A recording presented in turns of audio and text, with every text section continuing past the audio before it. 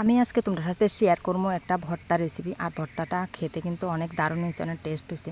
তো আমি কি ভর্তা বানাই দেখো, এখানে আমি দুইটা তরুণ নিয়েছি। অনেকে হয়তো এটারে তরুণ নামে ছিল, অনেকে আবার ধুন্দুল কয়। তো দেখো অনেক মানে একই তরকারি 2 মাস কন্টিনিউ যদি তুমি একইভাবে রান্না করো, একইভাবে নিয়মিত একই স্টাইলে রান্না করো, খেতে আর কারে ভালো লাগে। কিন্তু একই তরকারি আমি যদি একটু এক এক দিন এক এক রকম স্টাইলে রান্না করি, এক এক ধরনের রান্না করে রেসিপিটা একটু অন্যরকমভাবে ট্রাই করি, কিন্তু খেতে দারুণ লাগবো আর তোমার মুখের টেস্টও আইবো আর তোমার স্বাদ লাগবে। তরকারিটা একইভাবে একই তরকারি বিভিন্ন রকম স্টাইলে রান্না করে অনেক মজা লাগে খেতে।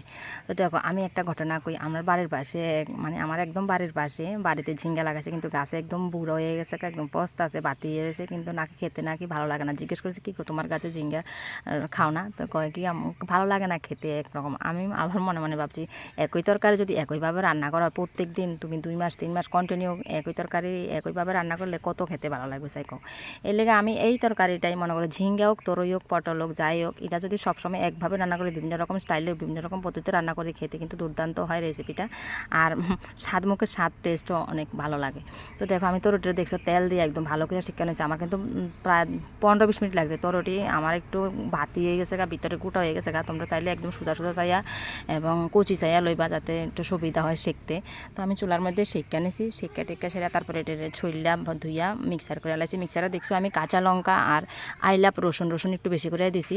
আমার রসুন আর পেঁয়াজের স্মেল ভালো লাগে, তো রসুন দিয়ে ভালো করে পেস্ট করে আলাইছি। দেখছি একটু জল জল জল জল ভাব হয়েছে, এটা একদম শুকাইতে কিন্তু শুকাইতে হইব। তো এখানে আমি কড়াইয়ের মধ্যে বসা দিলাম, তেলের মধ্যে পেঁয়াজ টেয়াজ টাইলে একদম ভালো করে ওই মিক্সারে ওই মিক্স করাটা দিচ্ছি। তারপরে এখানে স্বাদ মতো দিয়ে দিলাম লবণ, তারপরে একটু কালারের জন্য দিয়ে দিলাম হলুদ দিয়ে, আর আমি জিরা ধনিয়ার গুঁড়া একসাথে দুটোটায় মিশাইয়া কোট্টার মধ্যে ঢুকে রাখি। তো আমি দিয়ে দিলাম একটু জিরা ধনিয়ার গুঁড়া। তো বাস রেডি। এবার ভালো করে একদম কষাইবা। ভর্তা তো একটু শক্ত শক্ত থাকে, নরম তো থাকে না, একদম 10-15 মিনিট ভালো করে এটা টাইলা লইবা কষাই, যাতে একটু শক্ত শক্ত হয়ে যায়।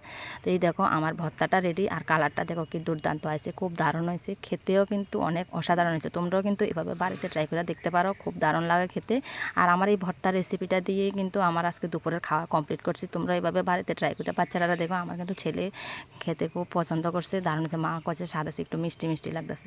তো দেখো আমি দুপুরে ভাত বানিয়েছি আর খুব দারুণ হয়েছে গো। তো দেখা হইব পরের কোনো রেসিপিতে, পরের কোনো ভিডিওতে। সবাই ভালো থাকবা, সুস্থ থাকবা।